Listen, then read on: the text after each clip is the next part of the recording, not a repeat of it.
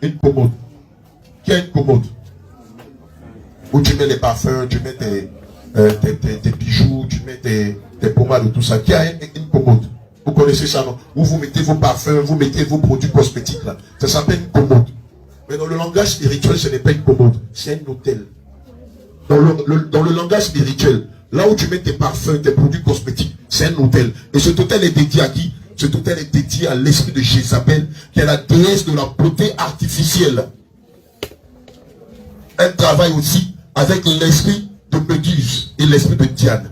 Diane qui est la déesse de l'impudicité. Et Méduse, c'est celle qui provoque des boutons dans vos visages quand vous mettez les mèches.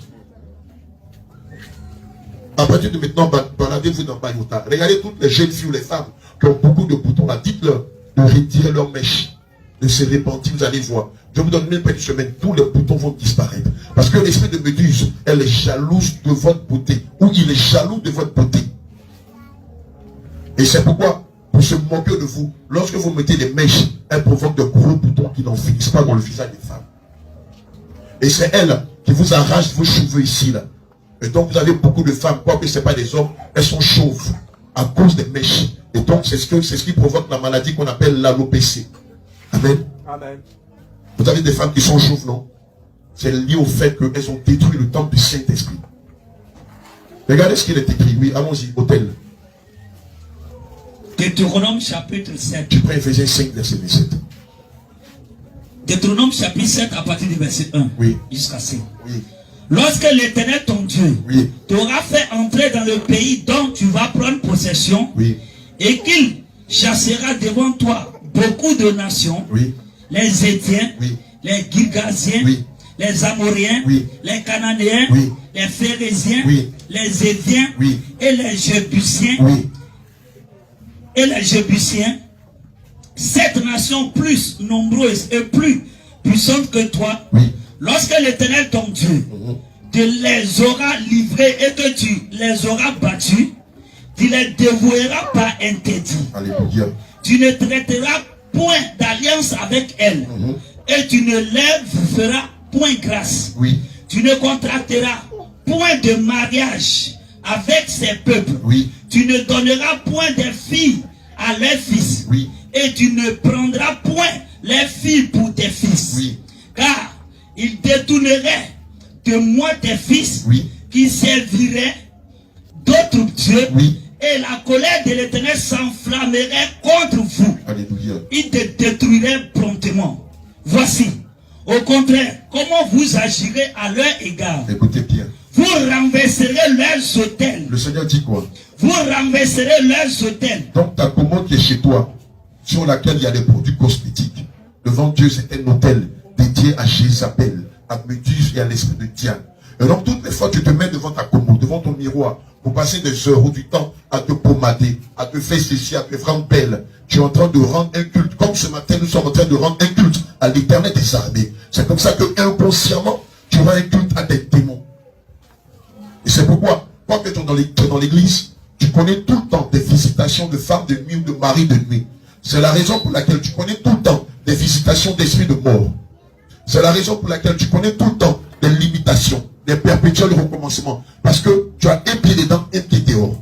Or, quand on lit 1 Corinthiens 10 au verset 21, la Bible dit quoi? Que nul ne peut boire à la coupe du Seigneur et à la coupe des démons. À partir de maintenant, tu es tenu de faire un choix. Et s'il y a un choix que moi je peux te conseiller, c'est celui de la vie éternelle. Donc tout ce qui est produit cosmétique était sur cette commode. À partir de maintenant, détruis-les. C'est même pas la peine de les offrir à quelqu'un. Détruis-les. Si tu dois utiliser des pommades, que ce soit des pommades qui soient purement originales. Originelles, pardon. Que ce soit des pommades qui soient purement, comment on dit ça, naturelles. Naturelles, merci. Qui soient purement naturelles. Mais tout ce qui est produit cosmétique, ça veut dire qu'il vient du cosmos. Je vous en prie, ne les utilisez plus jamais. Amen. Vous allez constater, mon bien-aimé Samuel, qu'il y a des personnes ici pour lesquelles vous allez prier. Les esprits ne vont jamais décoller. Pourquoi? Parce qu'une partie d'eux est attachée encore à ces choses-là. Une partie d'eux est encore attachée à ces mensonges-là. Je vous dis la vérité. Ce qui est bien dans le réveil, c'est que les démons là, quand on les attrape, ils parlent. Ah, la servante là, elle continue de m'utiliser. Elle continue de m'adorer. Comment? Elle a encore des produits chez elle. Elle a encore des collants chez elle. Malgré les avertissements que vous, les hommes de Dieu, vous leur avez donnés de la part du Seigneur Jésus, elle continue d'avoir une toute vie. Bien aimé, ce que je te dis, c'est pour toi-même, c'est pour ton bien. Parce que derrière, il y a l'esprit de pauvreté. Il y a l'esprit de retard. Il y a l'esprit du célibat chronique. Il y a l'esprit de la masturbation. Il y a l'esprit de l'échec. Et donc, si réellement, tu veux marcher dans la voie du Seigneur, tu dois te débarrasser de ça, absolument. Éphésiens 5. Éphésiens chapitre 5, le verset 27. Regardez ce que le Seigneur Jésus déclare. Éphésiens 5, le verset 27. Afin de faire paraître devant lui cette église glorieuse, sans tache, ni rite, ni rien de semblable, mais sainte, oui, et irrépréhensible. Le Seigneur dit quoi? Que l'église qui vient chercher est une église comment?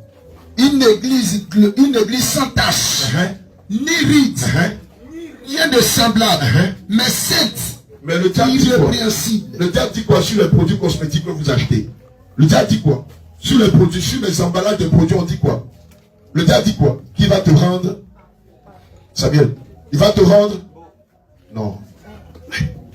Alors reprends le passage. Éphésiens chapitre 5, oui, le verset 27.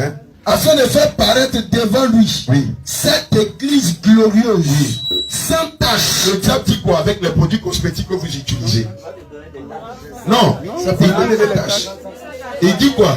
Les produits cosmétiques là disent quoi? Que ça va enlever Des taches. donc ça va, c'est un produit sans Tache. et puis quoi? Ni rite. Donc le diable dit sur la base d'Éphésiens 5 verset 27 que lui, avec les produits cosmétiques, il va enlever toutes vos taches. La belle mélanine que le Seigneur vous a donnée. Il dit il va les enlever.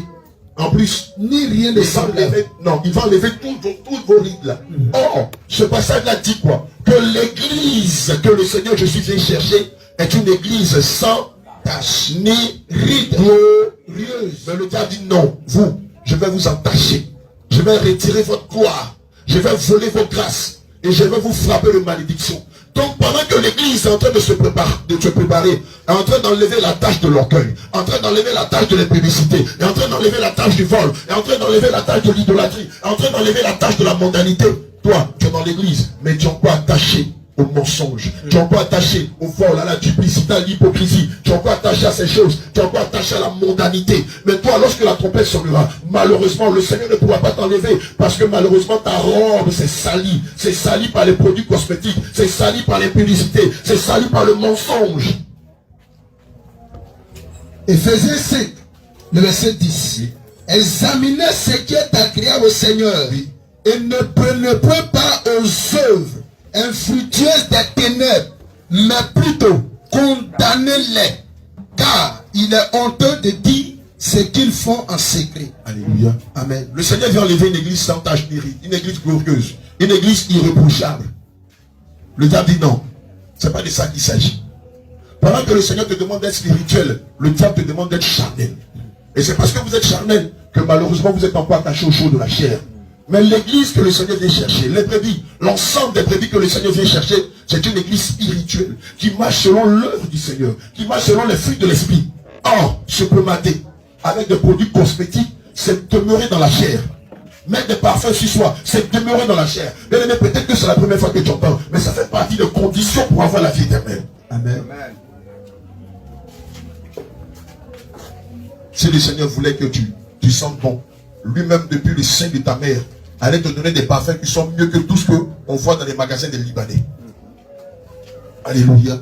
Ça ne t'étonne pas? Ça ne t'étonne pas qu'on voit les mêmes parfums que tu mets, qu'on les voit chez les marabouts, chez les féticheurs. Et puis ces parfums-là sont utilisés pour envoûter les gens. Les parfums sont utilisés pour tuer des gens. Les parfums sont utilisés pour briser des foyers. Tu le sais. Est-ce que tu le savais? Alléluia. Amen. Mais allez devant n'importe quelle mosquée, ils vendent des parfums que tu mets sur toi. Allez devant n'importe quelle église catholique, ils vendent des parfums que tu mets sur toi. Soit pour attirer la chance ou la faveur, les faveurs. Soit pour attirer une femme ou attirer un homme. Mais si les parfums-là sont anodins, pourquoi est-ce que on va les utiliser pour attirer une femme? Demandez à n'importe quelle femme qui a fait le monde. Demandez à n'importe quel homme qui a fait le monde. Lorsque l'homme ou la femme sent un parfum sur un homme, un bon parfum, comment elle réagit?